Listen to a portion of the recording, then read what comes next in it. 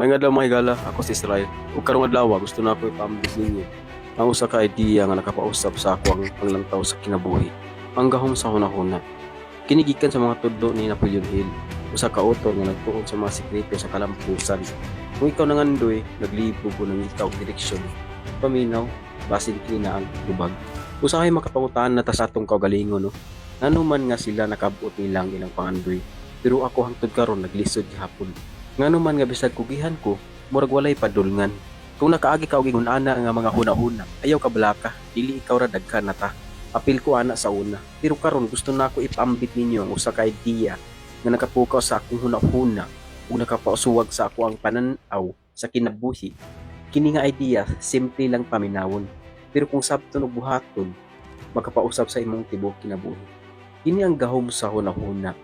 Ang panabot nga ang imong hunahuna, imong mga tinuhuan ug imong mga pulong, imong mga plano mo'y pundasyon sa imong kalampusan o kapakyasan. Kay unsaon man nato pag-abot sa tinuod nga kalampusan kung ang atong hunahuna mismo puno sa kahadlok, pagduha-duha ug pagluoy sa kaugalingon. Kung unsa ang imong kanunay nga gihunahuna, mao ang imong ginapuyo. So, kung sa imong gihunahuna, mao pod imong padulngan. Kung pirmi ka magunahuna nga pobre ka, nga wala kay paglaom, nga dili ka kakabot sa imong pangandoy, ayaw na lang pagdahom nga maabot ang kalampusan. Pero kung imong hunahon nga kaya nimo, nga aduna kay bili nga ang imong damgo posible diha magsugod ang tinuod nga kausaban. Apan dili lang ni basta positibo nga hunahuna.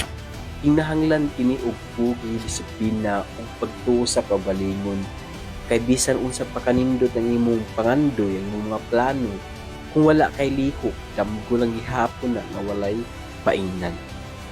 Busa karon akong tukion ang 5 ka prinsipyo nga gitudlo ni Napoleon Hill. Mga prinsipyo nga gigamit sa daghang malampusong tawo sa kalibutan. Ug akong ipakita ninyo kung giunsa kini magamit sa tinuod nga kinabuhi. Bisan pa sa kalisod, bisan pa sa walay kapital, kung andam ka nga usbon ang imong hunahuna, andam ka nga usbon ang imong kinabuhi, tara sugdan na nato. Matod pa ni Napoleon Hill, kung unsa ang mahunahuna ug matuo sa hunahuna, mahimo kini makabot. Ang atong hunahuna adunay gahom nga makaimpluwensya sa atong kinabuhi. Kung imong hunahuna nga mahimo kang malampuson ug tuhuan nimo kini, makabot gyud nimo. Pero dili ni magic, kini usa ka disiplina sa hunahuna. Usa ka proseso sa pagbag-o sa kaugalingon pinaagi sa positibo nga pangunahuna. Ang unang prinsipyo nga gitudlo ni Napoleon Hill mao ang klaro nga tumo definiteness of purpose. Ug para nako kini ang pinakaunang lakang sa tinuod nga kalampusan. Kay unsaon man nimo pag-abot sa usa ka dapit kung wala kay klaro nga destinasyon. Murag nagbiyahe ka sa kadalanan nga walay mapa. Murag nagsakay ka sa barko nga walay timon, maglibog ug asa paingon. Ang unahuna nimo kinahanglan na ay direction. Ang tao nga walay tumong, dali ra malibog, dali ra mapildi, dali ra mohunong ug mo-surrender. Busa, pangutan na ang imong kaugalingon. Unsa gid akong gusto sa kinabuhi? Unsa akong mga damgo, mga pangandoy nga gusto na ako kaputon? Dili lang kay gusto ko malampos, dili lang kay gusto ko makakwarta. Dapat klaro, sukod na ay deadline. Example, pananglitan, gusto ko magtukod og sari-sari store nga mo income kada buwan og 100 pesos sa 2 ka tuig. Klaro diba? Kabalo ka unsa imong bulhaton, pila imong target ug kanus-an nimo gusto makabot. Ug kung klaro ang imong tumo, masayon nimo buhaton ang plano. Masayon nimo mahibal-an kung unsa ang angay buhaton karon, bunsay angay ikayan.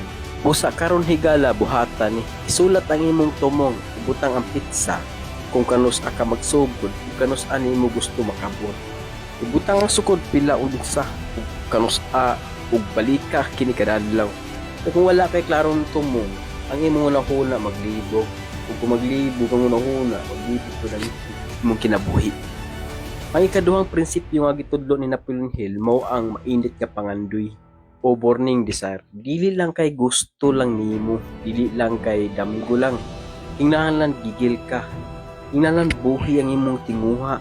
Kinahanglan murag kalayo nga dili mapalong. Kay daghan ang nangandoy pero gamay ra ang mulihok.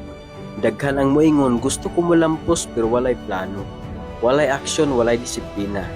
Ang tinuod nga pangandoy dili lang hunahuna kundi emosyonal na commitment. Pangutan-a ang imong kaugalingon. Ngano man nga gusto ko kini? Unsa man ang akong rason nga dili ko muhunong bisan kapoy? For example, gusto ko makapalit og balay para sa akong pamilya. Bisan kapoy ang trabaho, andam ko mag-overtime o magtipid kay gusto nako nga makapuyo ang akong pamilya sa kaugalingong balay. Kana nga klase sa pangandoy, makapadagan sa imong aksyon. Kana nga klase sa pangandoy, makapukaw sa imong hunahuna. Kung walay klaro ang imong damgo, murag kandila nga walay siga, nindot tan-awon pero walay gamit. Busa karon higala kuhata ni. Ilistang imong pangandoy, ilistang imong ngano ang imong rason. Ibutang kini sa lugar nga makita nimo kada adlaw. O kung kapoy na ka, balik ka ang imong ngano. Kay ang kalampusan dili para sa tao nga gusto lang. Para kini sa tao nga gigil andam magsakripisyo ug dili mohunong bisan unsa pang ulo. Ang ikatulo nga prinsipyo nga gitudlo ni Napoleon Hill mo ang pagtuo sa kaugalingong kupit. O para sa kadaghanan, kini ang pinakalisud buhaton. Kaya saan man imo pagtuo sa imong kaugalingon kung daghan na kag kapakiyasan, kung daghan na kag kasakit, kung daghan na kag nadungog na dili na para nimo. Pero kabalo ka ba? Ang pagtuo sa kaugalingon, dili kinahanglan og ebidensya, dili kinahanglan og diploma, dili kinahanglan og approval sa uban. Ang pagtuo usa ka desisyon nga motuo ka bisan walay klaro pa. Desisyon nga moingon ka bisan unsa pa kaayan ako ni. Sa karon higala buhata ni. Ilista ang imong mga kusog ug abilidad. Isulat ang imong affirmation. Ako si imong pangalan, ako kugihan, masinugtanon ug determinado. Ako motuo sa akong kaugalingon ug motuo nga ang Ginoo mo'y akong sources sa tanan. Balika kini kada adlaw, buntag ug gabi. O kung naay mo ingon nga dili nimo kaya, smile lang kay kabalo ka nga kaya nimo. Kay kung ikaw mismo dili mo tuo sa imong kaugalingon, kinsa pa man. Ang ikaapat ka prinsipyo nga gitudlo ni Napoleon Hill mao ang pagprogram sa hunahuna, auto-suggestion. Kini ang proseso sa pagprogram sa imong hunahuna gamit ang mga pulo nga balik-balik. Tinuod ay puno sa pagtuo. Kay kabalo ka ba? Ang imong subconscious mind dili siya mo judge, dili siya mo ingon kung tinuod pa o dili. Mudawat lang siya sa unsa imong kanunay nga gisulti ug gihunahuna. Busa kung pirmi nimo isulti sa imong kaugalingon, sa imong kinabuhi, lisod yun ang kinabuhi. Dili ko kakabot sa akong pangandoy. Wala ko'y swerte. Ayaw na lang pagdahom nga moabot ang kalampusan. Kay imo huna-huna mismo nagtrabaho kontra nimo. So ayaw na pag-isgot ug lisod yun ang kinabuhi. Dili ko kakabot sa akong damgo o pangandoy. Wala ko'y swerte. Kay kung imo na siyang insulti permi sa imong huna, ayaw na pagdahom nga moabot ang kalampusan. Dapat yung ingon nimo nga kaya nimo, malampasan nimo. Kana matapang ka, determinasyon ka na. Matapang ka, determinasyon ka. Busa unsa man nato ni pag-usab. Gamiton nato ang auto-suggestion. Buhaton nato ang positibong pahayag nga klaro, personal ug emosyonal.